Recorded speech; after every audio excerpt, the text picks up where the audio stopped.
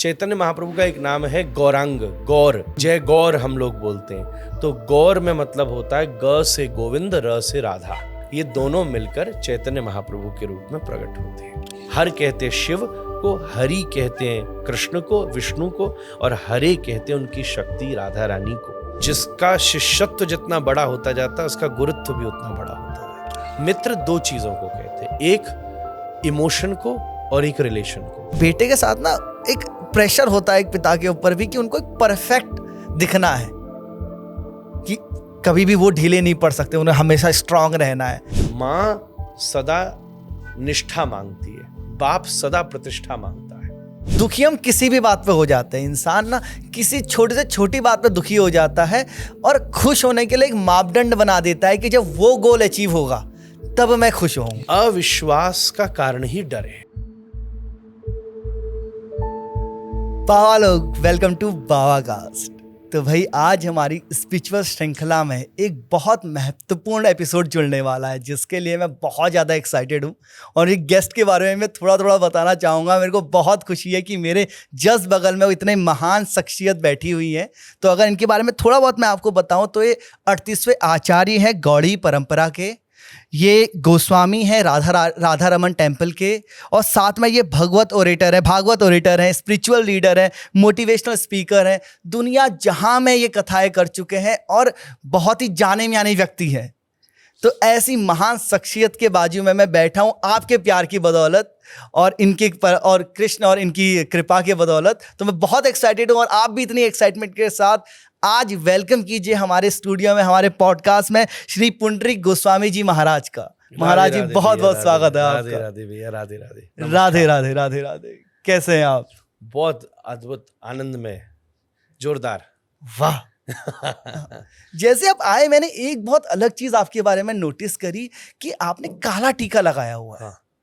ये नॉर्मली मैं लाल टीका मैंने देखा है, सफेद भी देखा है, पीला भी देखा है। ये काले टीके का क्या अर्थ है? ये हमारे राधा रमन जी का तिलक है।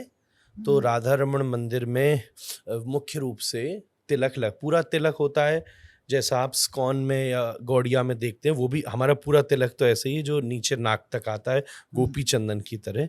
पर गौड़ीय संप्रदाय में भी स्पेसिफिकली राधा रमन जी के लिए ये काले रंग का टीका बीच में लगाया जाता है।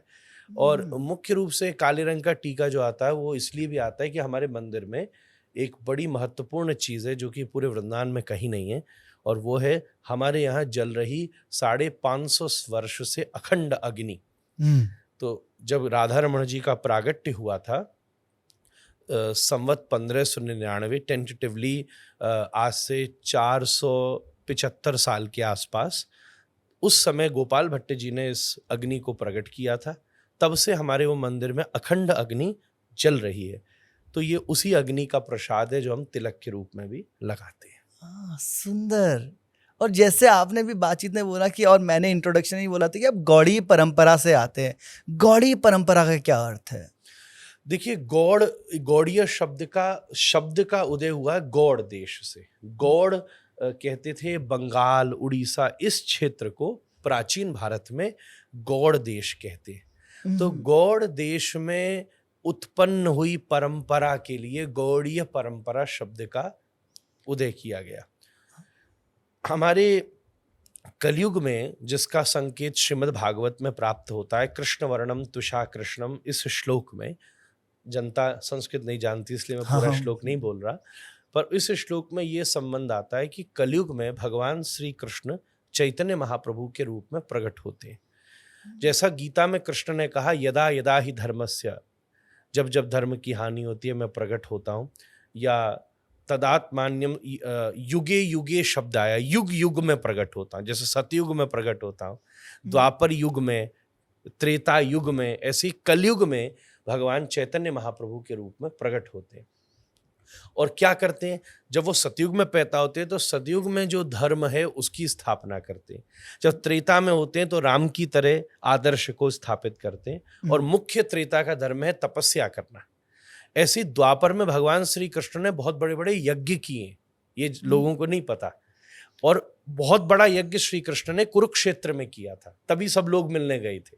बहुत बड़ा यज्ञ किया था, क्योंकि द्वापर में कोई जो मेन चीज करने वाली थी वो थी यज्ञ। हम्म, ऐसी कलयुग में कोई मेन चीज है, वो है भगवान का नाम संकीर्तन। और सारे साधन समाप्त हो गए। सारे शास्त्र हल्ला मचा मचा के कह रहे हैं कलौ केशव कीर्तनात्, कलौ में केशव का कीर्तन ही बचता है।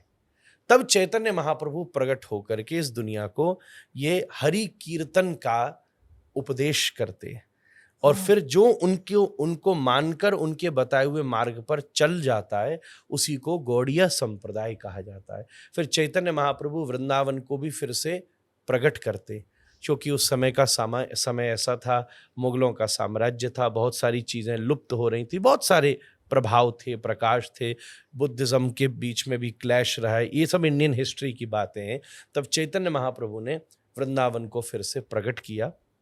तो राधा और कृष्ण, चैतन्य महाप्रभु का एक नाम है गौरांग, गौर, जय गौर हम लोग बोलते हैं।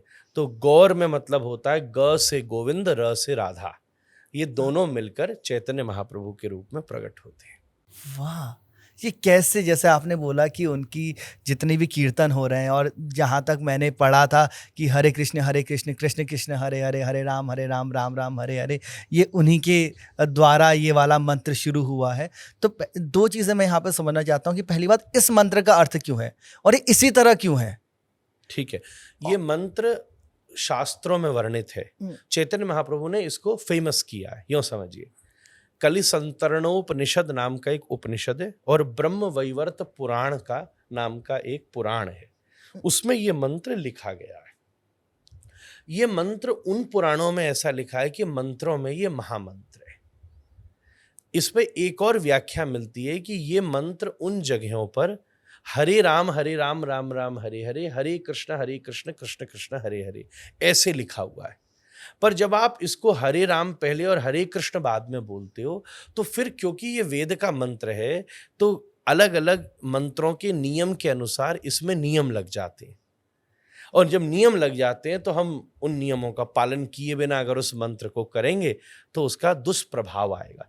जैसे कि डॉक्टर आपको बोले कि खाना खाने के बाद दवाई लीजिए, और आपने दवाई खाने के बाद फिर खाना लिया, तो वो दवाई आपको ठीक करने से पहले बीमार कर देगी। तो हर चीज को करने की एक प्रोसेस है, वो प्रोसेसिंग बताई गई। तो चैतन्य महाप्रभु ने इस मंत्र को थोड़ा सा यूं किया कि हरे कृष्ण पहले कह दिया और हरे राम बाद में कर दिया। यही उनका आचार्यत्व है। इसलिए भगवान आते हैं, इसलिए आचार्य आते हैं, शास्त्रों की परिभाषा को सही से समाज के अनुसार बताने के लिए। जैसे वाल्मीकि रामायण तो लिख दी गई थी त्रेता युग में, तुलसीदास जी ने कलयुग में आकर के उस रामायण को ऐसे दिया कि आज घर घर तक में लोग राम को जान रहे। ऐसे ही चैतन्य महाप्रभु ने इस मंत्र को दिया जिसमें 16 अक्षर हैं, 16 शब्द हैं, 32 अक्षर हैं, और ये मंत्र सारे शास्त्रों में महामंत्र है, सबने इसको स्वीकारा है। इसमें हरे शब्द जो है वो राधा रानी का अर्थ है। हर एक तीन होते हैं, एक होता हर, एक होता हरे, हरि, एक होता हरे। हर कहते शिव को, हरि कहते हैं कृष्ण को, विष्णु को, और हरे कहते हैं उनकी शक्ति राधा रानी को। तो हरे, हमारे यहाँ किसी ने कहा कि राधे कृष्ण ही बोल लेते, फिर हरे कृष्ण क्यों बोल रहे हो? बोले क्योंकि राधा शब्द रिस्पेक्टेड है। अगर कोई मुझसे बार बार बोले हे पुंडरीक, हे पुंडरीक, तो जरा अच्छा नहीं लगेगा। इसीलिए राधा रानी के लिए सबसे रिस्पेक्टेड वर्ड है हरे, मतलब हरि प्रिया, हरि की। इसलिए हरे कृष्ण कृष्ण कृष्ण हरे हरे, हरे राम राम राम हरे हरे। हजारों व्याख्याएं इसमें की गई हैं। आप इसमें देखिए 16 अक्षर में 8 कपल हैं। हरे कृष्ण एक, फिर हरे कृष्ण दूसरा, फिर कृष्ण कृष्ण तीसरा, फिर हरे हरे चौथा। तो ये भक्ति के 8 चरण हैं, ऐसी व्याख्या भी की गई है। एक बड़ी मीठी व्याख्या जो मुझे सबसे अच्छी लगती है, पहली बारी शायद मैं किसी पॉडकास्ट में कह रहा हूँ कि ये राधा कृष्ण का संवाद है। श्री कृष्ण ने पुकारा हरे, तो राधा रानी ने पुकारा कृष्ण, तो हरे कृष्ण, फिर कृष्ण कृष्ण, फिर कृष्ण बोले हरे हरे। तो ऐसे ही हजारों इसके अर्थ शास्त्रों में मौजूद है। अब यहाँ जो राम शब्द है उसकी भी अपनी अपने अनुसार व्याख्या की गई है। राम का एक अर्थ भगवान श्री राम ही है, दूसरा एक अर्थ राम से, र से राधा रानी, म से माधव, रकारो श्रीमती राधा, मकारो मधुसूदनः, द्वयोर विग्रह संयोगात राम नाम प्रकीर्तितः। इसका मतलब राम शब्द का अर्थ होता है राधा रमण, मतलब राधा कृष्ण एक साथ है। ऐसे करके इस मंत्र की ये व्याख्या, ये मंत्र हमारे जीवन में कलयुग के प्रभाव को नष्ट करता है। हाँ, मुख्य महिमा इसकी ये है, मुख्य महिमा ये है। मन तो सदा पवित्र ही है, पर जब पानी पवित्र है उसमें मिलावट हो जाए तो फिल्टर होने का मतलब क्या है? पानी जैसा है वैसा हो जाए। तो मन पवित्र हो, हमारा अंतःकरण पवित्र तो है ही है, पर कली और संसार की मिलावट से जो उसमें प्रदूषण आ गया है वो अगर फिल्टर हो जाए तो ये मन तो वो है जिसमें भगवान बस सकते। इंद्रियाणाम मनश्चास्मि, गीता में कृष्ण ने कहा है। बहुत सुंदर। इसमें जैसे जब हम मंत्र का जाप कर रहे हैं, हम जैसे ये परेशानी मुझे भी आती है और मेरे जैसे मुझे लगता है कईयों को आती होगी, मंत्र का जाप कर रहे हैं तो दिमाग में अब क्या सोचें? अगर कुछ नहीं सोचूंगा तो कहीं और दिमाग भटक जाएगा। देखिए, बहुत सारे लोगों ने व्याख्या की है। मैं प्रैक्टिस करके अपने डिसाइपल्स को बताता हूँ, या शिष्य जो इस परंपरा में आना चाहते हैं उनको बताता हूँ। सबसे पहले मंत्र में आप मंत्र का ही ध्यान कीजिए, शब्द का ध्यान कीजिए। जैसे आप हरे बोल रहे हैं तो अपने मन में ह रे, कृष्ण बोल रहे हैं तो क री श ण, ऐसे ध्यान कीजिए। धीरे धीरे बिल्डअप होगा। जब हमें जप करना चाहिए तो पहले कुछ समय तक जोर जोर से बोलना चाहिए, जोर से बोलकर कीजिए, उसको बोलते उच्च जप। फिर उसके बाद सेकंड कैटेगरी आती है जिसको बोलते उपांशु जप, कहने का मतलब जिसमें आवाज जोर से नहीं निकल रही है पर मुंह चल रहा है। तो जब आप पहले जोर से बोलेंगे तो मंत्र की रिदम सेट होगी। फिर जब आप मुंह में बोलेंगे तो रिदम नहीं टूटेगी। जैसे किसी गाने को आपको उसी तरीके से गाने का आदत हो जाए, अगर आप उसकी ट्यून बदल लेंगे तो गाना भूल जाएंगे, है कि नहीं? तो ऐसी रिदम सेट हो जाएगी। तो फिर सेकंड तरीके से जब कैसे होता है? फिर तीसरी कैटेगरी जो सबसे सिद्ध कैटेगरी है उसको बोलते हैं अजपा जप। अजपा जप कहने का मतलब जब आपका मुंह भी नहीं हिल रहा, आप सब काम भी करते जा रहे हो और जब भी अंदर के अंदर चल रहा है, जैसे सांस चल रही है, जैसे खून चल रहा है, जैसे रक्त। तो ये तो कैटेगरी। और ध्यान कैसे लगाना है? पहले आपको शब्द का ही ध्यान देना है। शब्द को ध्यान करिए, धीरे धीरे शब्द एब्जॉर्व होता जाएगा। फिर शब्द से ही रूप प्रकट होगा, रूप से ही लीला प्रकट होगी, लीला से ही धाम प्रकट होगा और धाम से ही भगवान का रूप प्रकट हो जाएगा। मैं शुरुआत से ही रूप को समझने की कोशिश कर रहा था कि जब मैं जाप करूं तो उनका रूप मेरे सामने आ जाए, लेकिन उस चक्कर में क्या हो रहा था? प्रोसेसिंग है, इसकी प्रोसेसिंग है। रूप एग्जिस्ट तो करता है, पर अगर क्या उस चीज की थेरेपी नहीं, अगर यहाँ इस टेबल पे पर बहुत सारी चीजें हो सकती हैं, पर आपके पास अगर एक बाइनोकुलर होगा तो आपको अलग प्रकार से वो चीजें दिखेंगी, एक टेलीस्कोप, एक माइक्रोस्कोप होगा तो अलग तरीके से दिखेंगी। तो ऐसे ही ये प्रोसेस है उस तक पहुंचने की। रूप तो अल्टीमेट चीज है। जब भगवान का रूप ही दिख जाए तो, अगर वो इतना ही आसान होता तो फिर तो दुनिया के झंझट ही खत्म हो गए होते। लेकिन जो तो बहुत सुंदर है उसमें मेहनत आप है। पहले शब्द का ही ध्यान कीजिए। सबसे पहले हमारे भीतर शब्दी, जब आप ABCD स्कूल में पढ़ते हैं सबसे पहले शब्दी तो मन में डाले जाते हैं, अलग अलग आकृतियां बना के। आप बच्चों की कार्टून्स देखिए, जो लर्निंग कार्टून्स होती हैं यूट्यूब के ऊपर, उसमें बच्चे को अ फॉर ए, बड़ा ए दिखाया जाएगा, अलग अलग करके उसके मन में शब्द बसाए जाएंगे। तो जब शब्द मन में बस जाता है तो आप कहीं भी शब्द देखते हैं तो वर्ड पढ़ने लगते हैं। जब वर्ड पढ़ने लगते हैं तो आपके सामने उस वर्ड का रूप प्रकट होने लगता है। यही प्रोसेसिंग है। ये तो हमारे यहाँ हजारों साल पहले से वर्णित है, जो आज एकेडमिक्स लोगों ने सीखी है। वाह। और लेकिन प्रॉब्लम यहीं पे है, जैसे आपने मुझे बताया तब मुझे पता चला कि वर्णित है लेकिन पता नहीं है। इसलिए तो गुरु की जरूरत पड़ती है। इसलिए तो गुरु, मेडिकल साइंस और केमिस्ट ने दवाई रखी है, अगर आप ही जाके ले लोगे दवाई तो डॉक्टर की क्या जरूरत पड़ेगी? सत्य वचन। दो एक से बीमार आए फिर भी डॉक्टर अलग अलग प्रकार से दवाई देता है। एक जने एक ही टाइम पे एक सी बीमारी को आए, एक आदमी को डॉक्टर ने 2 गोली दी, दूसरे को 1 गोली दी। उसने कहा जब बीमारी एक सी, टाइम एक सा, तो ऐसा क्यों? बोले क्योंकि ये 60 साल का है और तू 16 साल का है। डिफरेंस हो गया। तो ऐसे ही कितनी सारी कंडीशंस है। एक दवाई लोकेशन के हिसाब से चेंज हो जाती है, जलवायु के हिसाब से चेंज हो जाती है, शरीर के हिसाब से चेंज हो जाती है। ऐसे ही डॉक्टर के एक्सपीरियंस के हिसाब से चेंज हो जाती है। हमारे यहाँ तो कभी कभी लय धुन ताल के साथ भी जप होता है। हमारे पिताजी एक बार रामेश्वरम में हम लोग थे, तब उन्होंने शुरू किया, उसको हम बोलते हैं 16 माला महामंत्र संकीर्तन। और मैं आपके पॉडकास्ट के माध्यम से कहूँगा कभी कभी अपने घर में वर्ष में ऐसा करना चाहिए। एक जना माला लेकर बैठे, सारे लोग बैठे, कम से कम 6-7 घंटे लगेंगे और 16 माला तक संकीर्तन हो महामंत्र का। 16 माला हाँ, मतलब मतलब 16 बार आपकी माला घूम जाए, इतना बार खूब लय धुन ताल के साथ गाओ, 7-8 घंटे लगेंगे। उसका एक बड़ा एक दिव्य अनुष्ठान है। ऐसा उन्होंने बहुत लोगों से कराया। हाँ, हर स्थिति में हर व्यक्ति गुरु भी और शिष्य भी है। कई चीजों में आप गुरु भी हैं, शिष्य भी हैं। कई चीजों में वो गुरु भी है, शिष्य भी है। कई चीजों में मैं गुरु भी हूँ, शिष्य भी है। और जिसका शिष्यत्व जितना बड़ा होता जाता है, उसका गुरुत्व भी उतना बड़ा होता जाता है। एक अच्छा शिष्य ही एक अच्छा गुरु हो सकता हाँ, है। यूं कह लीजिए। तो एक यहाँ पे एक चीज बताइए मुझे, जैसे आप गुरु हैं, आप बहुत लोग आपको गुरु मानते हैं और दुनिया भर में आपको जाना पहचाना जाता है, और ऐसे में जब सब लोग आपके पास आ रहे हैं, सब महाराज जी कह रहे हैं, तो ऐसे में एक नॉर्मल लोगों के साथ होता है ना कि एक गुरूर अपने अंदर आने लग जाता है। तो क्या आपको कभी अनुभव होता है गुरूर का, या एक नॉर्मल एक इंसान को जब गुरूर का अनुभव होता है तो टूटता कैसे है? देखो, गुरूर में एक दोष है कि वो जिसको होता है उसको पता नहीं चलता कि उसको हो रहा होता है। तो ये मैं नहीं बता सकता कि मुझ में हो रहा है कि नहीं हो रहा है। और अगर मैं बता दूं कि मुझ में नहीं हो रहा है तो ये भी गुरूर है, और मैं ये बता दूं कि मुझे हो रहा है तो ये भी गुरूर है। तब तो पक्का गुरूर है। नहीं तो शायद फिर कम गुरूर है। अगर कि मान मैं ये लिया कह दूं कि मुझे गुरूर है तो मुझे लगता है ये कम गुरूर है, और मैं ये कह दूं कि पता है मुझ में तो कोई गुरूर है ही नहीं, तो ये और बड़ा गुरूर है।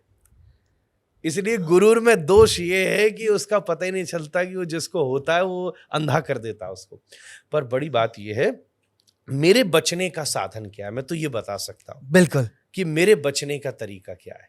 मेरे बचने का तरीका केवल इतना सा है कि मैं धर्म को लेकर जो काम कर रहा हूं, आपके पॉडकास्ट पर आ रहा हूं, यूट्यूब ब्रॉडकास्ट कर रहा हूं, टेलीविजन पर जा रहा हूं, देश भर में ट्रैवल कर रहा हूं, उसके पीछे मेरा उद्देश्य केवल इतना सा है कि मैं ये करके अपने गुरु की सेवा कर रहा हूं। उन्होंने मुझे ये आज्ञा दी है कि तुम ये करो, तो मैं केवल इसलिए कर रहा हूं। हाँ, अगर मैं पैसे के लिए कर रहा होता तो मेरी क्वालिफिकेशंस में कोई कमी नहीं है। बिल्कुल। मैं ऐसे 10 पॉडकास्ट चैनल रन कर सकता था। मेरी क्वालिफिकेशन मैं कोई गंवार आदमी नहीं हूँ। अच्छे से अच्छे कॉलेज यूनिवर्सिटी से पढ़ा हूँ। पैसे अगर मुझे यश कमाना होता तो मेरे पास 10 और साधन है कमाने के, बहुत आसानी से साधन है। मैं खुद भी एक पॉडकास्ट चैनल रन कर सकता था। आपको लगता है शायद अच्छा ही जाता, क्यों? बिल्कुल चला जाता कि हाँ, नहीं? बिल्कुल 100% आपने अप्रूव कर जाता। दिया, बस हाँ। इतना डिफरेंस होता है। आपने लिखा है बावा कास्ट, मैं लिखता बाबा कास्ट।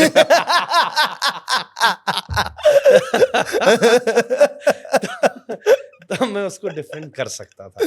तो हम लोगों को बचपन से या हमारे एक अनुभव में ये बात सदा रख दी गई, और जिस समय मेरे पिताजी और दादाजी का शरीर छूटा और मुझे आगे आकर इस सबको संभालना पड़ा, तो सबसे पहली चीज जो मैंने अपनी लाइफ में अडॉप्ट करी कि अब मैं ये क्यों कर रहा हूं, कि अब मुझे करना है।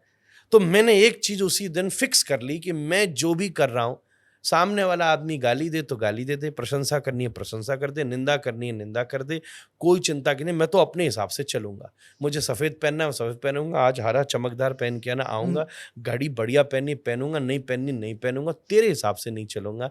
मैं जो चलूंगा, मेरी सब कुछ करने के पीछे का उद्देश्य है कि मेरी ये गुरु जी की सेवा है बस। और ये भावना मुझे 10 बार चीजों से बचा लेती है। मैं ये नहीं कहूंगा सदा बच जा लेती है, इंसान हूं, सदा ही सब में कुछ न कुछ अंश आ जाता है, पर मैं इस चीज से बहुत बार बच जाता हूं, ऐसा मुझे लगता है। मैं ये नहीं कहूंगा कि मैं विद्वान हूं, मैं ये भी नहीं कहूंगा कि मैं कोई बड़ा बाबा हूं, मैं ये भी नहीं कहूंगा कि मैं बहुत बड़ा बैरागी हूं, मैं ये भी नहीं कहूंगा कि मैं बहुत बड़ा सिद्ध हूं, मैं ये भी नहीं कहूंगा बहुत बड़ा गायक हूं, मैं ये भी नहीं कहूंगा बहुत बड़ा कथा। पर मैं एक बात गुरूर से कह सकता हूं कि मैं अपने गुरु का पक्का चेला हूं। ऐसा पक्का चेला हूं जैसा मैं बता ही नहीं सकता। बिल्कुल पक्की बात है। ये चीज मेरे अंदर घुसी हुई है। तो और इसीलिए मैं कथा कर रहा हूँ, हाँ, इसीलिए मैं गा रहा हूँ, इसलिए मैं डोल रहा हूँ, इसलिए परिवार को साथ ले जा रहा हूँ, इसलिए परिवार को छोड़ के जा रहा हूँ, इसलिए आपके पॉडकास्ट पे आ रहा हूँ, इसलिए अपनी सोशल मीडिया का पूरी टीम रन कर रहा हूँ, और मेरा कोई मालूम नहीं और कोई पता नहीं और कोई उद्देश्य भी नहीं। तो मुझे लगता है कि अगर वो मुझसे खुश हो जाए तो पूरी दुनिया मेरे नीचे बैठा देते हैं, और पूरी दुनिया मुझसे खुश हो जाए तो वो भी इंतजार करेगी कब वो मुझे नीचे बैठा देगी। बस इसी बिंदु पे मैं जीत जाता हूँ हर बार। अच्छा, तो जैसे मैं समझ पा रहा हूँ कि जैसे भीष्म जी के लिए भीष्म जी के लिए भीष्म प्रतिज्ञा सबसे बड़ी चीज थी। हाँ। तो उनकी जिंदगी का जो मेन बिंदु था जिसके अराउंड उन्होंने अपने सारी जिंदगी के फैसले लिए, वो उनकी प्रतिज्ञा थी। उसी तरीके से आपके लिए गुरु सेवा जो है, बस वही मेरे मेरे वो ही सब आपका चारों बिंदु तरफ है। वही घूमती रहती है बस। मैं कोई बहुत ज्यादा भजन नहीं, मैं ये भी नहीं कह सकता मैं बहुत ज्यादा जप कर रहा हूँ बैठा बैठा। कोई मुझसे ये कहे कि मैं कोई सवेरे रोज उठ जा रहा हूँ 4 बजे, नहीं, कभी कभी नहीं भी उठ रहा। कल जब पहुंचा ही घर 4 बजे था, तो आज तो बिल्कुल ही नहीं उठा। तो तो मैं ये सब चीजों में, मेरे को सुनने वाले हर आपसे भी पीछे होऊंगा, मैं कह सकता हूँ। 10 चीजों में मैं आपसे भी पीछे होऊंगा, बड़े आराम से कह सकता हूँ। पर इस वाली चीज में तो मैं बिल्कुल पक्का हूँ। ये धोती मैं इसलिए बांधता हूँ क्योंकि मुझे गुरु की ऐसी आज्ञा है। मैं बस जब मैं विचार करता हूँ तो मुझे अनुभव होता है कि वो मेरे साथ है और मैं उनके साथ हूँ। बहुत सुंदर। तो आपके जो गुरु हैं, आपने अपने पिताजी को अपना गुरु माना है या वही आपके गुरु है ना? हाँ, मेरे पिताजी मेरे गुरु हैं। और उनके गुरु उनके पिताजी, और इसी तरीके से आपकी जो ये हाँ, मेरे 38वें ऐसे तो आचार्य। मेरे लिए आप भी गुरु हो आज। मैं अगर थोड़ी स्पिरिचुअलिटी की वैसी मिस्टिक की सी बात करूं तो मेरे लिए सभी गुरु हैं, पर जिन्होंने मुझे चश्मा दिया है देखने का, वो तो मेरे पिताजी ही हैं। वो मेरे लिए सब कुछ हैं, और उन्होंने मुझे ये सिखाया कि मैं अपने दादाजी को कैसे देखूं, मैं अपने परदादा को कैसे देखूं, मैं आपको कैसे देखूं, मैं सामने बैठे श्रोता को कैसे देखूं, मैं प्रतिष्ठा को कैसे देखूं, मैं अर्थ को कैसे देखूं, मैं अपनी गैयाओं को कैसे देखूं, मैं अपने मंदिर को कैसे देखूं, मैं राधा रमण जी को कैसे देखूं, मैं अपने आसपास अपने परिवार को कैसे देखूं, मैं प्रेम करने वाले को कैसे देखूं, मैं ईर्ष्या करने वाले को कैसे देखूं, मैं माला पहनाने वाले को कैसे देखूं, मैं गाली देने वाले को कैसे देखूं, मैं चुप रहूं तो कैसे रहूं और बोलूं तो कैसा बोलूं, मैं हारूं तो कैसा हारूं, जीतूं तो कैसा जीतूं। वाह! एक थोड़ा सा इसमें एक पर्सनल सवाल अगर मैं आपसे पूछ सकूं महाराज जी, कि जैसे आपने बताया कि आपके पिताजी भी हैं, आपके गुरुजी भी हैं। हाँ, अब ऐसा होता है कि एक टीनेज एक एज होती है, जैसे हाँ, मैं बताऊंगा कि पर्सनली शुरुआत में सबके लिए अपने माँ बाप सुपर हीरो होते हैं, जिनके कोई और भी गुरु हो या गुरु ना भी हो, तो माँ बाप हमेशा एक तरीके के गुरु सबके रहते हैं शुरुआत के। लेकिन फिर एक टीनेज आती है जब एक रिबेलियस फेज होता है, जब उनको लगता है कि माँ बाप कूल नहीं है, दुनिया कूल है, मैं उनसे कूल हूँ, उनको नहीं पता, मुझे दुनिया पता है। और उसके बाद धीरे धीरे एक ट्रांजिशन आता है जब आपको समझ में आ जाता है, आप थोड़े बड़े हो जाते हो कि वही सही थे, वही सही है, दोबारा उनकी शरण में जाते हैं। ये एक नॉर्मल फेज मैंने देखा है अपनी जिंदगी में भी और कईयों का सुना है।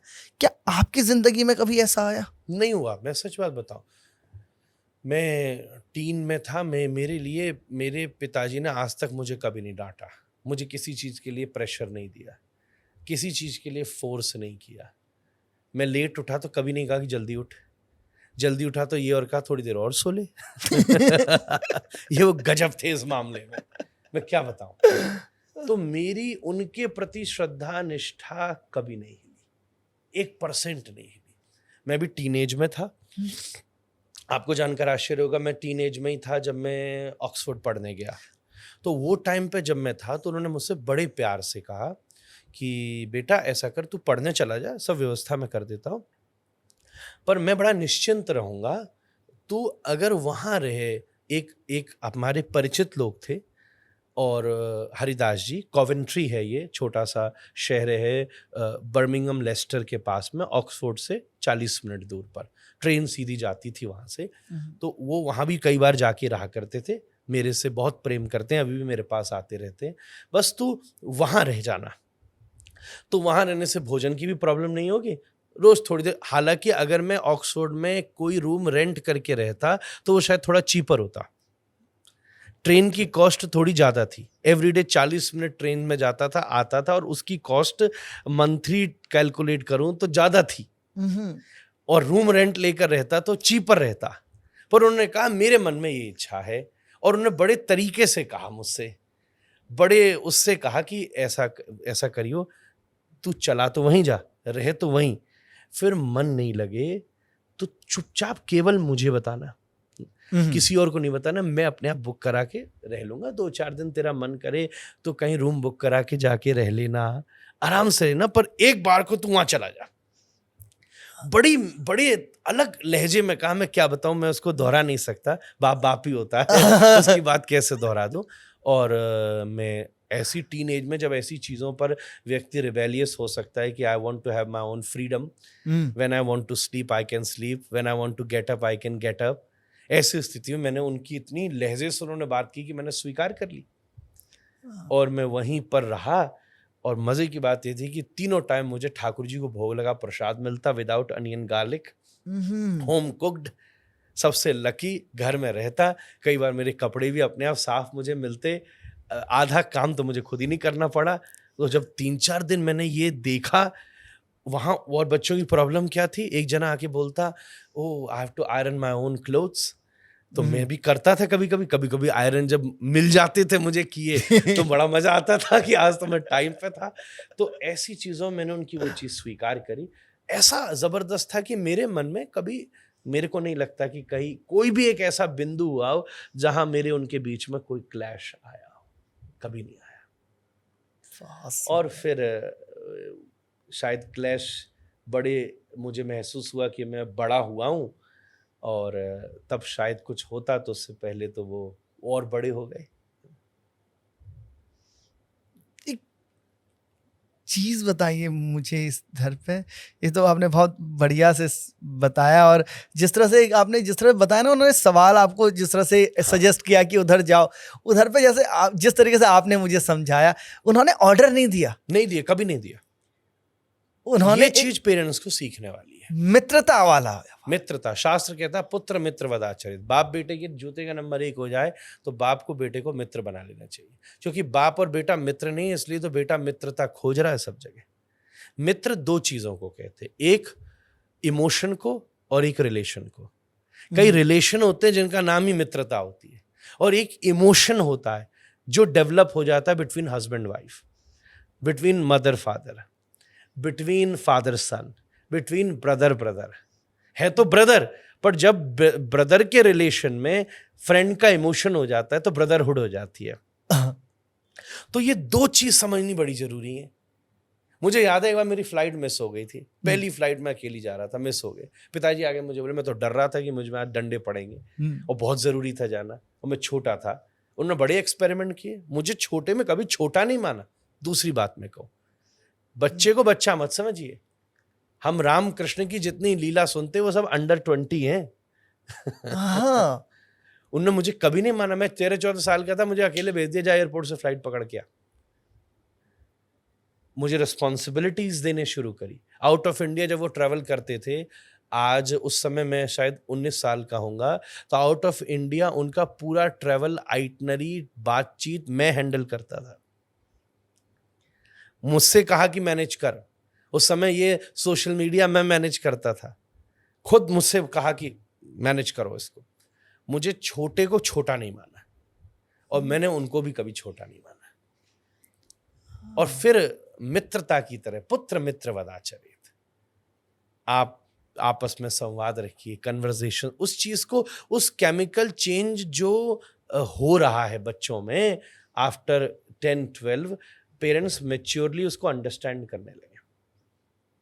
तो फिर जब आप बूढ़े होंगे और जब आप में केमिकल चेंजेस होंगे तो फिर वो भी अंडरस्टैंड करेंगे कि दोनों की जिम्मेदारी है, दोनों की जिम्मेदारी। मैं केवल माँ बाप को ब्लेम नहीं कर सकता, ऐसे बहुत सारे बच्चे, माँ बाप ऐसे भी हैं जो सच में ऐसा व्यवहार करते हैं, पर फिर बच्चे ऐसे नहीं है। तो कई बार प्रारब्ध कर्म ही तो अपना काम करता है, सबका अपना कर्म है, सबका अपना प्रारब्ध है। अब ये बहुत कोई लकी होता है। इस दुनिया में लक क्या है? पैसा होना लक नहीं है। पैसा होना तो कई बार आप किसी मांगने वाले को भी टटोल लो तो 10-5 हज़ार उसकी जेब में भी मिल ही सकते हैं। जाएगा, दिल्ली में मांगने वाले के पास भी। पर लक तो यही होता है कि आपकी लाइफ में कोई फादर सन, ब्रदर ब्रदर, कोई हस्बैंड वाइफ, कोई एक ऐसा बहुत जबरदस्त रिलेशन आपके पास होता है, बस वो सब कुछ कर देता है। तो रिलेशनशिप जो है उसको हमें कमाना है, संबंध कमाना है। भगवान से ये संबंध भगवान से बना लो तो भक्ति हो जाती है, सीधी सी बात है। तो हम समझाएं भी और समझें भी, दोनों पद्धति से धीरे धीरे काम चलना शुरू होगा। हाँ, बहुत खूबसूरत तरीके से आपने समझाया एक पिता और एक पुत्र के रिश्ते को, और उसके और बाकी जो रिश्ते के बीच की ये जो दोस्ती होती है उसको। तो एक ये चीज़ आ जा रही है ना, जैसे नॉर्मल जो पिताजी होते हैं वो जैसे अपने मित्रों के साथ होते हैं, क्योंकि मित्रों के साथ एक जो पिता होता है वो नॉर्मल सेल्फ हो सकता है, ऐसे हम सब हैं। लेकिन जब बेटे के साथ ना एक प्रेशर होता है एक पिता के ऊपर भी कि उनको एक परफेक्ट दिखना है, कि कभी भी वो ढीले नहीं पड़ सकते, उन्हें हमेशा स्ट्रांग रहना है, उनको आदर्श बनना है हर एक चीज़ में, वो एक समाज उनके ऊपर थोप देता है। तो मेरे को लगता है कि शायद एक माँ बेटे और बाप के बीच का रिश्ता इसीलिए भी उतना बढ़िया डेवलप नहीं हो पाता, क्योंकि एक पार्टी को बहुत प्रेशर है कि उनको परफेक्ट रहना है हमेशा। नहीं, ऐसा नहीं है। ये तो ये केवल उनकी बनाई हुई सोच है। कुछ जरूरी नहीं है हर आदमी को हर रिलेशनशिप में परफेक्ट रहना है। क्या आप मित्रता के साथ परफेक्ट नहीं रहना चाहते? आप जो आज मित्रता की परिभाषा है वो हैंग आउट है। I am so sorry to say, hanging out means मित्रता। इसका क्या मतलब है कि आप अगर उसके साथ बैठ के खा सकते हो, पी सकते हो, उल्टी सीधी गाली गलौज की बातें कर सकते हो, इसका मतलब ये मित्र है? ना ना ना ना ना ना। क्या आप मित्र के साथ परफेक्ट नहीं होना चाहते? तो मित्र के साथ भी हम परफेक्ट होना चाहते हैं। हम अपने प्रोफेशनल लाइफ में अपने पार्टनर के साथ भी, अपने बिजनेस पार्टनर के साथ भी परफेक्ट होना चाहते, कस्टमर के साथ भी परफेक्ट होना। हर लाइफ एक परफेक्ट फ्रेंडशिप में भी तो एक फ्रेंडशिप की परफेक्टनेस चाहिए। ऐसे ही अपने सन के साथ, अपने डॉटर के साथ भी परफेक्ट रिलेशनशिप की जरूरत है। हाँ, हैंग आउट तो नहीं किया जा सकता। अगर आपकी फ्रेंडशिप में केवल हैंग आउट ही उसका डीप मीनिंग है तो हैंग आउट तो नहीं किया जा सकता। पर हाँ, आप समय समय पर एक दूसरे के साथ संवाद कीजिए। आप उसको हंस के दिखाइए, कभी कभी रो करके भी दिखाइए। Show him that I can be weak also, there is no problem. तो then how you can come out of the weakness, show him that also.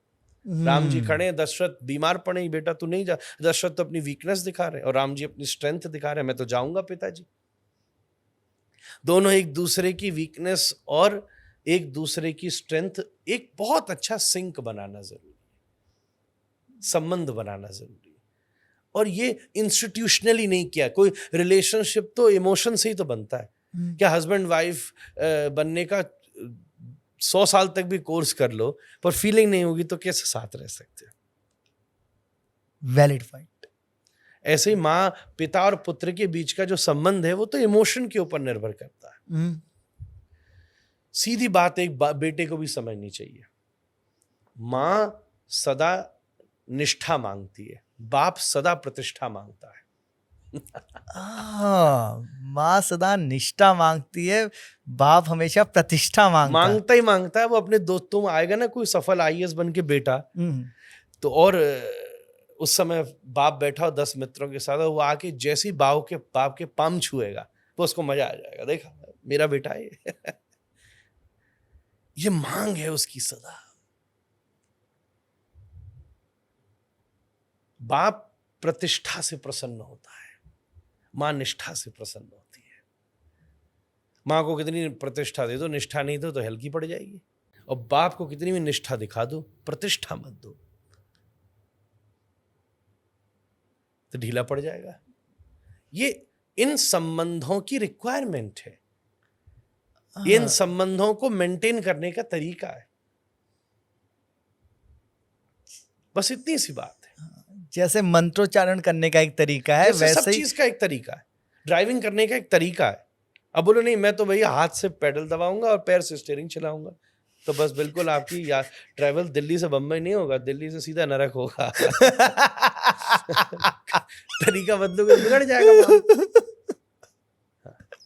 इससे नरक और स्वर्ग से एक चीज याद आई मुझे महाराज जी, मुझे पूछनी थी कि आपको लगता है कि जो लोग हमारे यहाँ पे हमसे छूट जाते हैं, जिनकी भी यहाँ पे मृत्यु हो जाती है जिन रिश्तों में, क्या वो ऊपर जाने के बाद मिलते होंगे दोबारा, या वो रिश्ता एक बार यहाँ से चला गया तो हमेशा के लिए खत्म हो गया, यादों में ही रह गया? भैया दुनिया की बात है, दुनिया तक ही सीमित रखो। सब एक इंडिविजुअल एंटिटी है। हमें यहाँ ये पता है कि हमारा संबंध ये है, पर किसी के साथ हमारे हजारों जन्मों के संबंध है। जो आज आपका भाई है, कल पिछले जन्म में हो सकता है वो आपका बाप हो। जो पिछले जन्म में आपका पिता था, उससे पिछले जन्म में हो सकता है आपकी माँ हो। उससे पिछले जन्म में आप ही उसके पिता हो। तो संबंध तो अस्थाई है, टेम्पररी है, टेम्पररी है, इस फेस का है। सोल तो एक इंडिविजुअल सोल है, वो तो उनका संबंध दो आत्माओं का संबंध है, बस इतना ही संबंध है। जैसे ऐसा समझिए, मैंने एक फैमिली में देखा, बहुत रेप्यूटेड फैमिली है, वहाँ दो भाई हैं, घर में तो दोनों भाई हैं, पर जो ऑफिस जाते हैं तो एक मार्केटिंग का हेड है, एक एचआर का हेड है। तो जब वो वहां मिलते हैं तो ब्रदर की तरह नहीं मिल सकते, वो दो बिजनेस पार्टनर की तरह मिलते हैं। एक आजकल कॉर्पोरेट कल्चर में ये बहुत नॉर्मल एटीट्यूड है, नॉर्मल एटीट्यूड है। बल्कि मैं एक जने को जानता हूँ, भाई बहन है, और बहन जो है वो भाई की सेक्रेटरी है, कजन बहन है। अभी मुझसे मिलने आए थे थोड़े दिन पहले, यूके की बात है। और भाई मल्टी मिलियनर कंपनी में काम को रन करता है, बहन ने बाद में उसको ज्वाइन किया एज अ सेक्रेटरी। और मजे की बात यह है कि पूरे कॉर्पोरेट में किसी को नहीं मालूम कि वो उसकी बहन है। अच्छा। हाँ, उसका सरनेम भी उसने दूसरी तरीके से यूज, उसका स्लैंग नेम यूज किया, किसी को नहीं मालूम। अब वो बात करते हैं, सर ऐसा, सर ऐसा, सर ऐसा, जबरदस्त। तो उन्होंने कॉर्पोरेट कल्चर में वो रिलेशनशिप मेंटेन किया। ऐसे ही हम किसी जन्म में तो मेढक है, मेढक मेढकी का संबंध है। किसी जन्म में कोई पिता है, कोई पुत्र है, कोई सगा है, कोई संबंधी है। शारीरिक स्तर पर ये संबंध बने हुए हैं, पारिवारिक स्तर पर जब दो आत्माएं समाप्त होती है तो दो आत्माओं के स्तर पर दो आत्माओं का ही संबंध है। जैसे दो आत्माओं का संबंध है, जैसे दो जीव हैं, उनका परिचय इतना ही है बस।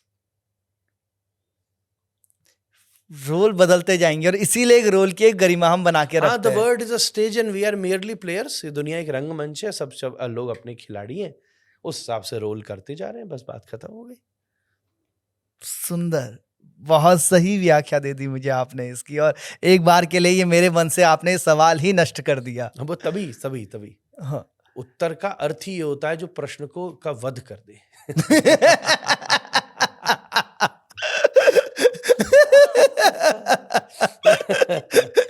एक प्रश्न के लिए बड़े भारी शब्दों का इस्तेमाल किया आपने। लेकिन यही आपकी कला भी है, बिल्कुल। एक ये चीज मैंने आपको देखी कि आपका जैसे एक साइंटिफिक विजन भी है, उसके साथ एक आध्यात्मिक विजन भी आता है। आप किसी पॉडकास्ट में कह रहे थे कि आपने बाइबल भी अलग से पढ़ी हुई है जी। तो जैसे इन तीनों में जो इवोल्यूशन की थ्योरी है, ह्यूमन इवोल्यूशन की, वो बहुत अलग अलग है। तो जैसे एडम्सन ईव का आ जाता है बाइबल में वर्णन, यहाँ पे जो ब्रह्मा जी की बाई मनु और शत्रुपा, वो उनमें आ जाता है। उसके बाद थ्योरी ऑफ इवोल्यूशन में आ जाता है कि एक सेल से हम लोग आए, मछली से, फिर इस तरीके से पूरा इवोल्यूशन हुआ। तो इन तीनों में कोई समानता है या तीनों बहुत विभिन्न थ्योरीज हैं? देखो, समानता ये है कि हम कहीं से शुरू हुए। ये बात समानता है। सबकी अपनी अपनी एक अपनी व्याख्या है तो व्याख्या ही। जाके तो किसी ने नहीं देखा ना, कोई एडम ईव से मिला, कोई किसी से नहीं मिला, पर इनहेरिटेंस से चीजें आई हैं। कई चीजें इनहेरिटेंस से हम लोगों को पता चलती हैं। और एक चीज ये भी समझिए, अगर हम सब चीजों को हिस्टोरिकली एनालिसिस करें तो अगर कोई ऐसा इवोल्यूशन से रिलेटेड स्टेटमेंट अगर हमको मिलता है तो सबसे एंशियंट अगर किसी कल्चर लैंग्वेज में मिलता है तो वो संस्कृत और हमारे पुराणों में मिलता है। ये तो एक कार्बन डेटेड चीज़ें हैं कि उनसे ज़्यादा पुराने तो कुछ इस दुनिया में मौजूद ही नहीं है। संस्कृत सबसे ज़्यादा ओल्ड लैंग्वेज है और वेद सबसे पुरातन क्रम है, पुराण सबसे पहले लिखे गए। तो वहाँ ये कॉन्सेप्ट क्रिएट किया गया है कि मनु और शत्रुपा हुए जिनके द्वारा मानवीय सभ्यता का प्रारंभ हुआ। इस हिसाब से देखा जाए तो जब ये विचार दुनिया में अलग अलग जगह पहुंचा तो उन्होंने उसको अपने अपने हिसाब से इंटरप्रेट किया। तो कहीं उसको एडम एंड ईव कह दिया गया, कहीं वहां आदम शब्द का प्रयोग किया गया। इस तरीके से उसकी व्याख्याएं अलग अलग हुई, पर समानता यही है कि सब ये चीज स्वीकार करते हैं कि किसी माइक्रो से हम मैक्रो तक पहुंचे हैं। कोई एक माइक्रो था जो मैक्रो तक पहुंचे, और चलते चलते फिर से अगर हम उस माइन्यूट इनफाइनाइट माइक्रो और मैक्रो इन दोनों से फ्री हो जाएं तो हम सुप्रीम तक जा सकेंगे। ये आखिरी लाइन ये थोड़ा समझ में नहीं आया, इसको थोड़ा विस्तार से समझाइए। समझने के लिए 7 दिन मेरी कथा सुननी पड़ेगी। मैं तो सुन लूंगा अगर आप यहीं पे कथा सुना दे तो, लेकिन आप मानेंगे नहीं इतनी देर बैठने को। नहीं, मैं तो मान भी लूंगा, पर ये कि श्रोता आपके माने तब बात पर। श्रोता तो बहुत खुश होंगे जो आपकी बातें हैं, मतलब श्रोता तो धन्य, मैं खुद धन्य महसूस कर रहा हूं। माइक्रो मैक्रो सीधी बात ये समझिए ना, पहले जो इंटरनेट की एस्टेब्लिशमेंट थी वो मैक्रो थी। पहले सब चीजें बड़ी बड़ी थी, बड़ी बड़ी इंफॉर्मेशन पे मिलती थी। जब से एआई का कल्चर आया तब सब चीजें इकट्ठी होनी शुरू हो गई। एक जगह लिखिए तो आपको कलेक्टेड इंफॉर्मेशन मिलने लग जाती। तो फिर ये माइक्रो और मैक्रो, तो अणु और अणु अणियान महतो महीयान, छोटे छोटे अणु मिल करके संपूर्ण स्थूलता का निर्माण करते। ये तो विज्ञान भी कहता है। तो इस अणुता और महतीयता, इन दोनों से जो परे तत्व है वो ईश्वर तत्व है। थोड़ा हैवी है बट मैं समझ पा रहा हूँ। हाँ, बस वो ये इतने अंदाजा ही लग सकता है। हाँ, अंदाजा ही लग सकता है, और इससे ज्यादा तो फिर टेस्ट लेना पड़ेगा। अब मैं बताऊं आपको गुलाब जामुन कैसा होता है। गोल होता है, सिकता है, चाशनी में डलता है, अंदर मेवा होती है। तो अब आप इमेजिन करोगे जो बिल्कुल ही नहीं जानता होगा, लाइक डोनट होगा यार, ये तो कोई किसी वेस्टर्न को एक्सप्लेन करोगे गुलाब जामुन कैसा होता है तो क्या बेचारा एज्यूम करेगा। तो कई चीजें एक्सपीरियंस की होती है, केवल व्याख्या में उसको थोड़ा थोड़ा केवल ऊपर रूपरेखा बताई जा सकती है इसकी। जी बिल्कुल। ये जैसे अभी हम लोग थोड़ा पुरानी ही बात कर रहे हैं, एक हिस्ट्री की बात कर रहे हैं, तो हिस्ट्री में एक जैसे मैंने अभी दोबारा से महाभारत देखना शुरू किया है, तो उसमें एक चीज़ आ रही है कि 2 जगहों पे जहाँ पे एकलव्य को शिक्षा नहीं दी गई और जहाँ पे कर्ण को शिक्षा के लिए लड़ना पड़ा, तो वो उस समय की हम बात करें जब श्री कृष्ण ने स्वयं अवतार लिया हुआ था और ये चीज़ें हुई हैं। तो जातीयता, जब लोगों से बात होती है तो कहते हैं कि जातिवाद जो है हमारा वो तभी से चल रहा आ रहा है। तो क्या ये जातिवाद हमारे शास्त्रों के साथ ही चलता आ रहा है या फिर ये कुछ हम लोगों का इन्वेंट किया हुआ चीज़ है कि बड़ी जाति ये करेगी, छोटी ये करेगी, इस तरीके की जो हमारा डिफरेंशिएशन है? जाति का मतलब होता है वर्ग। जैसे हम फूल और फलों में भी जाति शब्द का प्रयोग करते हैं। ये फलानी जाति का फूल है, ये फलानी जाति का फल है, तो उसका मतलब होता है वर्ग। आज अगर आप, बहुत विचित्र बात मैं कहने वाला हूं, पर आज आप किसी बहुत हाई क्लास रेस्टोरेंट में जाइए तो आपको एंट्री बाय इनविटेशंस मिलेंगे। ऐसे बहुत सारी चीजें हैं, दिल्ली, मुंबई, यूएस, यूरोप में। ये भी जातिवादी है फिर। हाँ? देखा जाए तो इसको भी कि एक वर्ग विशेष के लिए। पहली बात तो ये कि महाभारत देखिए, पर महाभारत पढ़िए भी। सीरियल में जो चीज़ें बनाई जाती हैं वो सब कुछ नहीं दिखाया जा सकता। वेरी गुड, वो अवेयरनेस के लिए अच्छा है, एंट्री के लिए अच्छा है, पर अगर आप शास्त्र पढ़ेंगे और महाभारत देखेंगे तो आपको बहुत बड़ा डिफरेंस दोनों में नजर आएगा। यहाँ ज़्यादा तरीके से समझाया गया है। कर्ण की एंट्री को लेकर बात ऐसी है कि कर्ण को सबसे पहले पढ़ाया नहीं गया। उसका एक बहुत बड़ा कारण ये है कि इसको आज की परिप्रेक्ष्य में मैं समझाना चाहूं तो ये कुछ ऐसा सही है कि जो द्रोणाचार्य हैं वो हैं एक स्पेसिफिक इंस्टीट्यूशन के टीचर। आज अगर एक स्पेसिफिक इंस्टीट्यूशन का टीचर, एक स्कूल का टीचर दूसरे स्कूल के स्टूडेंट को ट्यूशन देगा और इस स्कूल के हेड को ये बात पता चलेगी कि तो मेरे कॉम्पिटिटर के स्टूडेंट को ट्यूशन दे रहा है, तो वो इसको एक्सेप्ट करेगा क्या? कभी नहीं। इस तरीके से हमारे यहाँ उस समय का कंट्रोल किया गया है। थोड़ी महाभारत को अच्छे से देखिए। मैं ये नहीं कहूंगा जातिवाद नहीं था, जातिवाद था, पर जातिवाद विवाद नहीं था। दो चीजें अलग अलग हैं। जातिवाद ऐसे नहीं था जैसे प्रिटेंड किया गया है।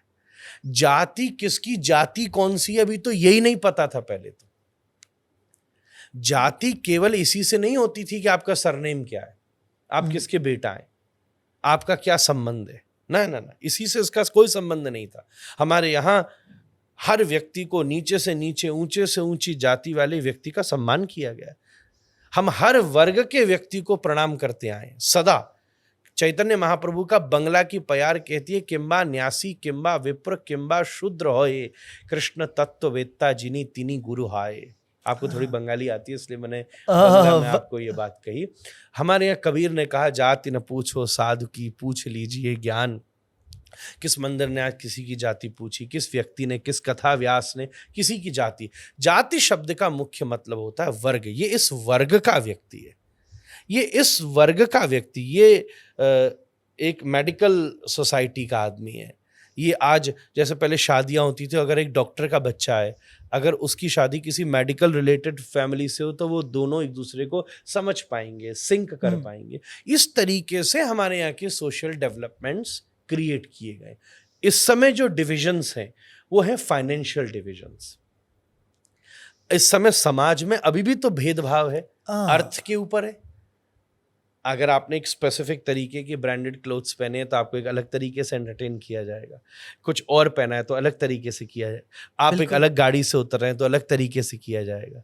आपकी एक कोई फाइनेंशियल स्टेटस है तो आप एक स्पेसिफिक प्रकार के ग्रुप में आते हैं। आपका एक स्पेंडिंग के अनुसार आपका सिबिल तैयार होगा, सिबिल के अनुसार आपका फाइनेंशियल स्टेटस रिकॉग्नाइज किया जाएगा, है कि नहीं? तो फाइनेंसेस के आधार पर सोसाइटी में कैटेगराइजेशन है। ऐसे ही पहले आपके कर्म के अनुसार आपकी सोसाइटी में कैटेगराइजेशन था। इससे और सिंपल में क्या समझा? और तब भी लोग सफर करते थे और आज भी करते हैं उस वजह से। किसी न किसी को फायदा भी होता है, किसी को नुकसान भी होता है। उस समय भी फायदा होता था, नुकसान होता था। एक सोशल सिस्टम है और कहीं ना कहीं कोई ना कोई सिस्टम तो क्रिएट किया ही जाएगा। सदा सिस्टम क्रिएट होगा और हर एक सिस्टम में कभी ना कभी किसी न किसी को फायदा होगा, किसी न किसी को नुकसान होगा। फायदा इसमें भी है, नुकसान इसमें भी है। फायदा उसमें भी था, नुकसान उसमें भी था। बिल्कुल। इस सिस्टम को समझिए। अच्छा उसमें भी था, बुरा भी था, मैं भी कह रहा हूं। अच्छा इसमें भी है, बुरा इसमें भी है, ये भी मैं कह रहा हूं, क्योंकि मैं सिस्टम समझ पाया। ये कहिए कि वो ही बुरा था यही अच्छा था तो गलत बात है। मैं कहूंगा वो ही अच्छा था यही बुरा है तो भी गलत बात है। इसमें भी अच्छा था, इसमें भी बुरा है, उसमें भी अच्छा था, उसमें भी बुरा है। सोसाइटी को सदा एक स्टेटस के हिसाब से डिवाइड किया गया। कभी फाइनेंशियल स्टेटस होते थे, कभी एक टाइम ये भी आया था डेफिनेटली जब बर्थ का स्टेटस होता था। सोसाइटी अलग अलग टाइम पे मूव करती जाती थी। ऐसी एक टाइम पे जेंडर का भी स्टेटस आया था, जब हम कहते हैं पैट्रियार्की वाला जो हमारा बिल्कुल हुआ था, बिल्कुल हुआ था। पर जब हम मूल वेद में चले जाते हैं, जब हम मूल ज्ञान की बात करते हैं, वहां किसी भी प्रकार की जाति भेद को प्रधानता नहीं दी गई है। ये समय अनुसार समाज अपने हिसाब से निर्माण कर लेता है किसी एक तरीके का। बिल्कुल करता है, किसी न किसी आधार पर करता ही है। अगेन वध कर दिया आपने सवाल का मेरे। नहीं, ऐसा नहीं। जैसे आजकल एक स्टेटस है ना कि आपके फॉलोअर्स कितने हैं इंस्टाग्राम पे, इजंट इट अ जातिवाद? बिल्कुल है। अगर सामने से एक आदमी आएगा, मेरे पता है 10 मिलियन फॉलोअर्स है, 5 आदमी उससे अलग तरीके से मिलेंगे, उसको एक अलग फीलिंग होगा। आपको मेरे 1 मिलियन है, आपको एक अलग फीलिंग होगी। 10 million Instagram club, 1 million Instagram club, है ना? क्या है वो डायमंड, क्या था वो यूट्यूब की तरफ से? हाँ, 1 लाख पे आता है सिल्वर, हाँ। और फिर 10 लाख जब 1 मिलियन हो जाता है तो golden shield club, and then platinum उसके ऊपर आता है। मैंने भी कभी कभी इंस्टाग्राम पे देखा, वो भी अवार्ड देता है कि आपने इतनी रील पोस्ट कर दी, now you have access to the specific things. तो कहीं ना कहीं कैटेगराइजेशन तो समाज करता ही है। आज सोशल मीडिया पे आपके फॉलोअर्स और व्यूअर्स के हिसाब से कैटेगराइजेशन होता है, सोसाइटी में आपके फाइनेंसेस के हिसाब से होता है, सब जगह होता है। बिल्कुल। बर्थ केवल एक टाइम था जो कि ओरिजिनल चीज नहीं थी, जहां बर्थ से भी हुआ था, पर हमारे मूल ज्ञान का प्रभाव ये नहीं है। हमारा जो मूल, जिसने जाति शब्द, जिसने ये वर्ग शब्द, जहां ब्राह्मण वैश्य क्षत्रिय शूद्र, ये 4 शब्द वेदों ने निर्माण किए, उन वेदों ने इसको इस तरीके से नहीं बांटा। हमने उसके अपने इंटरप्रिटेशंस करके गड़बड़ी करी। वर्ण व्यवस्था का तो इससे कोई रिश्ता नहीं था। हाँ, आप हिस्ट्री पढ़ेंगे तो वर्ण व्यवस्था का उदय कब से हुआ? जब से अंग्रेजों ने जनसंख्या गणना करी थी। तो ये सब चीजें इतिहास में जानने वाली हैं। ज्ञान आपका बढ़ता जाएगा तो आपको समाधान मिलता जाएगा।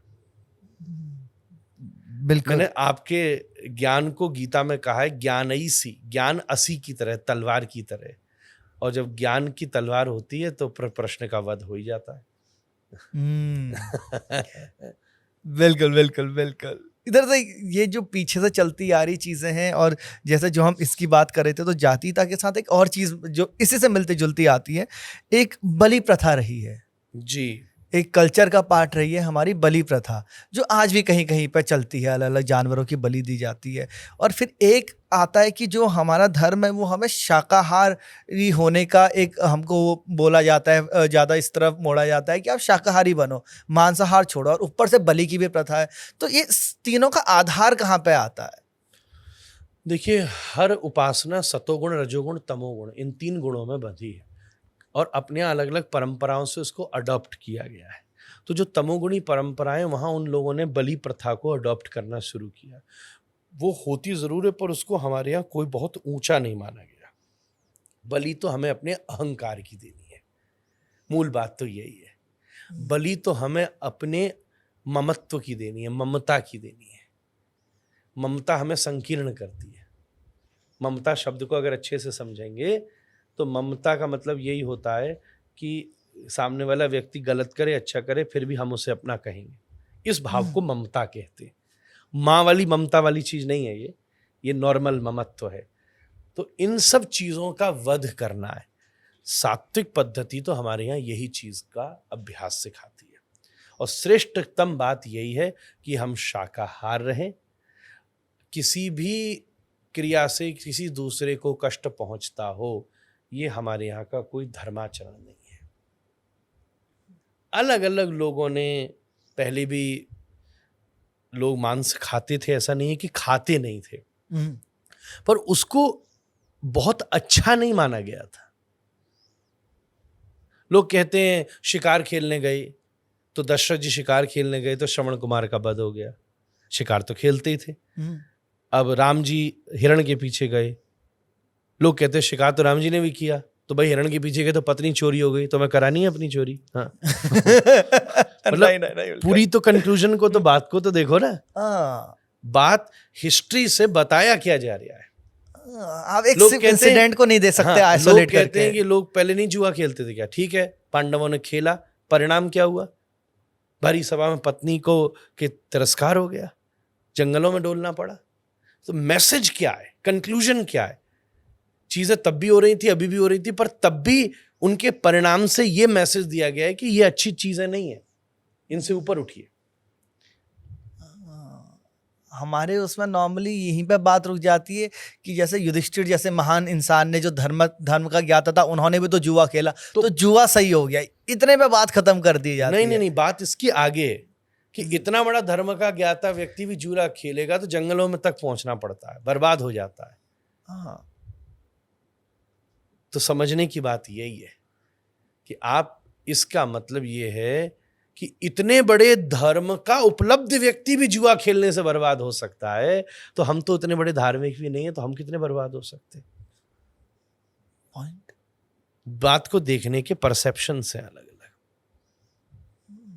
राम जैसा योद्धा भी अगर शिकार के लिए हिरण के पीछे जाता है तो पूरा वनवास जो कि पति पत्नी अपने आनंद के लिए गए थे वो वियोग में बीत जाता है। तो अगर हम लोग जाएंगे तो क्या होगा? सही बात है। सीधी बात है। दशरथ ने हिरण समझ के तीर मारा, बेटा मर गया। राम जी ने हिरण के पीछे गए, पत्नी चोरी हो गई। हिरण वाला केस तो इस समय भी लंबा चल ही रहा है। हाँ, देखो कितना ही कर लो, हिरन नहीं जा रहा पीछे से। फिर भी हम छोड़ नहीं रहे। मुझे लगता है अगर इतिहास में हिरन नहीं होते सही बात है। मुझे हिरण लगता को माया का रूप कहा गया क्योंकि हिरण क्या होता है, हिरण की नाभि में खुशबू होती है और हिरण जीवन भर उस खुशबू के लिए बेचैन रहता है। पर बाद में उसको पता चलता है कि उसकी खुद की नेबल से उसको ये फ्रेग्रेंस आ रही थी। ऐसा ही हमारे साथ होता है। सारी खुशी अपने पास ही है, विचार में, अपनी सोच में, अपने परसेप्शन में, अपनी सावधानी में। और हम इधर से उधर भटकते रहते हैं, भागते रहते हैं, रीअरेंजमेंट्स में लगे रहते हैं। इसीलिए उसकी तरह परेशान रहते हैं। बाद में पता चलता है कि था तो सब अपने पास ही। इसका एक चीज़ मुझे बिल्कुल, आपने जिस तरह से बताया बिल्कुल सही बताया, और मुझे लगता है इसका एक कारण यहाँ पे आ जाता है कि हम लोगों ने ना, दुखी हम किसी भी बात पे हो जाते हैं। इंसान ना किसी छोटे से छोटी बात पे दुखी हो जाता है और खुश होने के लिए एक मापदंड बना देता है कि जब वो गोल अचीव होगा तब मैं खुश होऊंगा। बिल्कुल सही कह रहे हैं। मैं भी कथा में कह रहा था कि दुख भी एक एडिक्शन की तरह है। हमें दुखी रहने की भी एक आदत सी हो जाती है कि अपन दुखी हो ही जाए। क्योंकि जब आप अपनी दुखी होता है तो वो सीख करता है, उसको एक्सक्यूज मिल जाता है बहुत सारी चीज़ों का। यार मुझसे बात मत करो, मैं दुखी हूँ, अभी मैं कुछ काम नहीं करना चाहता, मैं दुखी हूँ। सिंपैथी गेन करने की एक आदत हो जाती है। तो ये सब चीज़ें दुख का बहाना लगाने से बड़ी आसान हो जाती है। जब दुख बहुत बड़ा एक्सक्यूज है तो वो उसका भी एक एडिक्शन होता है, जैसे पता नहीं चलता अपने को। जैसे स्मोकिंग का एडिक्शन होता है, अल्कोहल का एडिक्शन होता है, मैं कहूँगा स्लीप का भी एक एडिक्शन होता है, फोन का एडिक्शन होता है, टीवी का एडिक्शन होता है। ऐसे दुख का भी एक एडिक्शन होता है, पता नहीं चलता अपने को पर लग जाता है। तो धीरे धीरे धीरे धीरे जैसे फोन का एडिक्शन छोड़ा जाता है, ऐसे दुख का एडिक्शन भी छोड़ना चाहिए। तो धीरे धीरे खुश परसेप्शन, देखने का नजरिया तुरंत बदल लीजिए, तुरंत बात बन जाएगी। जब आप हर छोटी छोटी चीज पे और बिना कारण भी खुश होंगे, और दुखी तभी होंगे जब एक बहुत बड़ा कारण होगा। हाँ। तो जिंदगी का वो पूरा सर्कल फिर से बदल गया। बिल्कुल, बहुत अच्छी बात आपने कही कि जैसे मापदंड होता है, दुख रहने के लिए कोई रीजन नहीं चाहिए, सुख रहने के लिए रीजन चाहिए। इसको हम उल्टा कर दें, सुखी रहने के लिए कोई रीजन नहीं चाहिए, दुख रहने के लिए कोई सच में डीप बड़ा रीजन चाहिए, तो हम दुखी होंगे। तो फिर बात आसान हो जाएगी।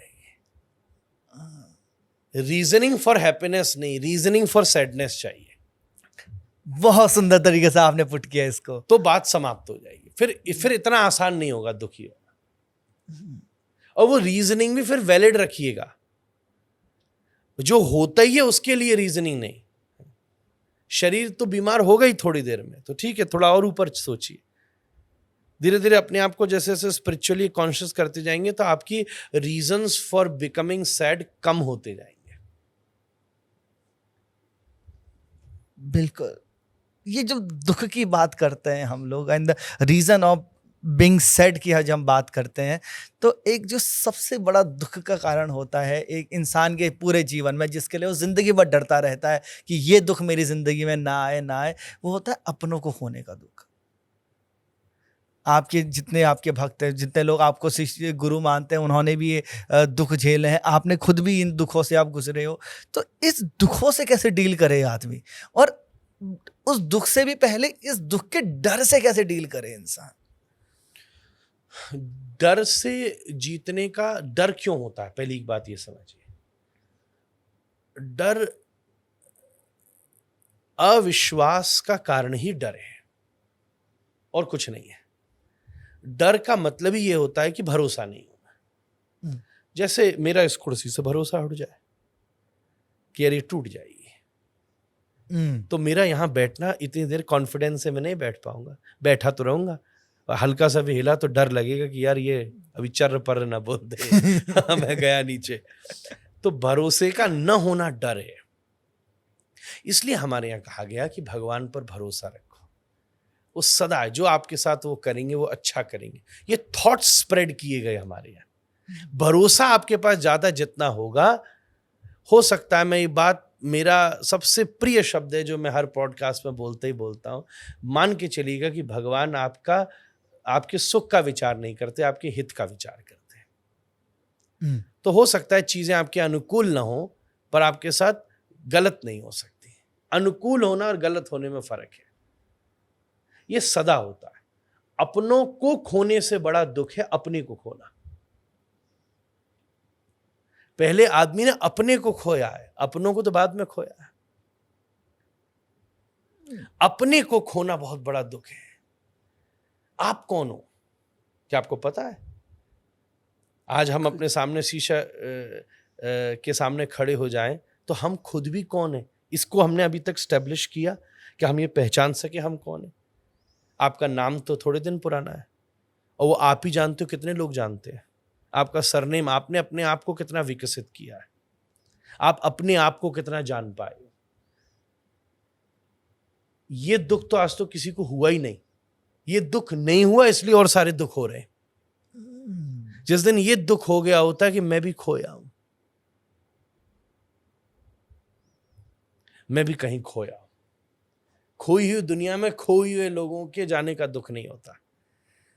अपने आप को पा लीजिए, फिर आपको किसी को खोने का दुख नहीं होगा, क्योंकि किसी को खोएंगे ही नहीं आप। फिर अपने को जानना, जैसे ये जो आपने अभी ये बात बोली, ये मैंने पहले भी बहुत बार सुनी है, सबने सुनी होती है। अपने को जानने का लेकिन अर्थ क्या होता है? क्या जानूं अपने बारे में, या कोई क्या जाने अपने बारे में? कोई चीज भी मैं कहूंगा तो वो मेरे द्वारा थोपी हुई चीज होगी। अपने को जानने का अर्थ यह है कि अपने मूल स्वभाव को जानना। जैसे कैंडल, उस सब कुछ हो, पर अगर उससे ज्योति न मिले तो वो कैंडल की खुशबू, खूबसूरती, उसको रखना सब व्यर्थ है।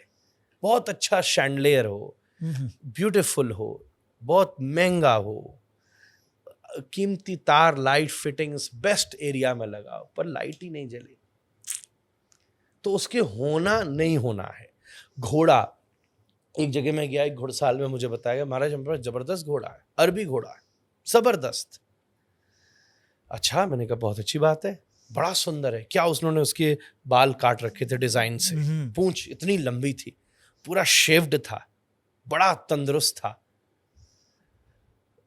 अच्छा, मैंने कहा यार दौड़ाओ इसको। बोले अभी दौड़ नहीं रहा है इसका मतलब घोड़ा अपने को खो गया है। घोड़ा अपने को खो गया है। अपने को जानने का अर्थ यही है कि आपका मूल स्वरूप क्या है। आपका मूल स्वरूप केवल सुख दुख तक सीमित नहीं है। आपका मूल स्वरूप केवल इस शरीर के साथ पैदा हुए संबंधों तक सीमित नहीं है। आपका मूल स्वरूप केवल आपके द्वारा किए गए इस सांसारिक अनुभवों तक सीमित नहीं है। धीरे धीरे बढ़ते जाओगे, बढ़ते जाओगे, बढ़ते जाओगे। इंसान का बच्चा चलना तक नहीं जानता, और जब सीखता है तो कहां तक पहुंच जाता है। तो ये हमारा मूल स्वरूप यहां आकर खड़ा होता है। जब तक सुख होगा तब तक दुख रहेगा, जब तक दुख रहेगा तब तक सुख रहेगा, जब न दुख रहेगा तब न सुख रहेगा, तब एक स्थिति होती है उसको कहते हैं आनंद। जब तक जन्म रहेगा तब तक मृत्यु रहेगी, जब तक मृत्यु रहेगी तब तक जन्म रहेगा, इन दोनों से परे एक स्थिति होती है उसको बोलते हैं अमृत। ये सब चीजें सुनने में बड़ी विचित्र हैं, हाँ, पर हैं तो यही, असली चीज तो यही है, मानव तो इसीलिए है। ये मनुष्य शरीर एक ऐसा एग्जिट पॉइंट मिलता है आदमी को, अगर आप एक्सपीरियंस कर सको तो ऐसा एग्जिट पॉइंट मिलता है कि आप उतर सकते हो, इस पूरी प्रक्रिया से उतर सकते हो, इस पूरी व्यवस्था से मुक्त हो सकते हो। और अगर आपने वो अनुभव नहीं किया, वो प्रयास नहीं किया, तो ऐसा ही है कि घोड़ा सुंदर तो बहुत था पर दौड़ना तो जानता ही नहीं, कैंडल में खुशबू तो बहुत सारी थी पर इसमें दिया तो जलता ही नहीं है। ये मनुष्य जीवन जो अनंत संभावनाओं से भरा हुआ है, उस संभावनाओं में एक ये भी संभावना है कि मनुष्य जीवन जन्म और मृत्यु से आपको मुक्त कर सकता है। पुनरपि जननम पुनरपि मरणम पुनरपि जननी जठरे शयनम, तब जीवन में अध्यात्मवाद का प्रारंभ होता है। ये स्किन जो एक आंख का बाल भी गिर जाए तो आपको संकेत कर देती है। क्या आपने सोचा कभी इसके अंदर लीटर्स ऑफ ब्लड बह रहा है? क्यों नहीं बता पा रही? ये कान जो दूर से ट्रैफिक की आवाज भी सुन रहा है, आपके शरीर में इतनी आवाजें हो रही हैं, क्या इसको सुनाई दे रहा है? तो इसका मतलब अभी सब फ्लो ऑफ एनर्जी एक्सटर्नल है। स्पिरिचुअलिटी में सबसे पहले इसको घुमाना पड़ेगा, धीरे धीरे अपने अंदर डिग करते जाइए। एक भिखारी सड़क के किनारे बैठा भीख मांगता मांगता मर गया, और जब मोहल्ले वालों ने उसका शरीर जलाया और उस जगह को साफ किया तो नीचे देखा कि सोने के भरे हुए घड़े रखे हुए थे। कुछ ऐसा सा ही है, अपने मूल स्वरूप को जानना मनुष्य जीवन का लक्ष्य है। और क्या मूल स्वरूप सबका एक है, सबका अलग है? सबका एक है। उस समय यूनिटी है। मर्सिडीज मारुति की बॉडी अलग है, मर्सिडीज मारुति का इंजन अलग है, मर्सिडीज मारुति के इंटीरियर अलग है, मर्सिडीज मारुति का ड्राइवर अलग है, डीजल दोनों में एक ही डलता है।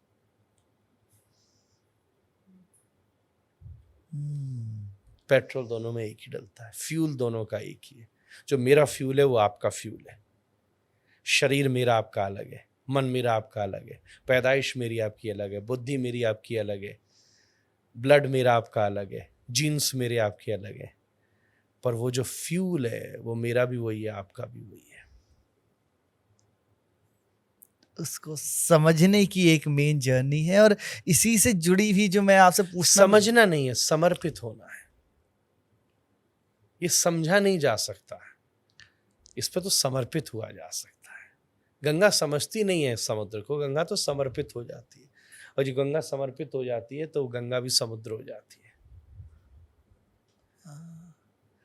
गंगा तो समझने बैठी रहती है कि समुद्र बता, समुद्र कहेगा मैं तुझे खत्म कर दूंगा, न तेरा स्वाद बचेगा, न तेरी धारा बचेगी, न तेरी गहराई बचेगी, न तेरा स्वभाव बचेगा।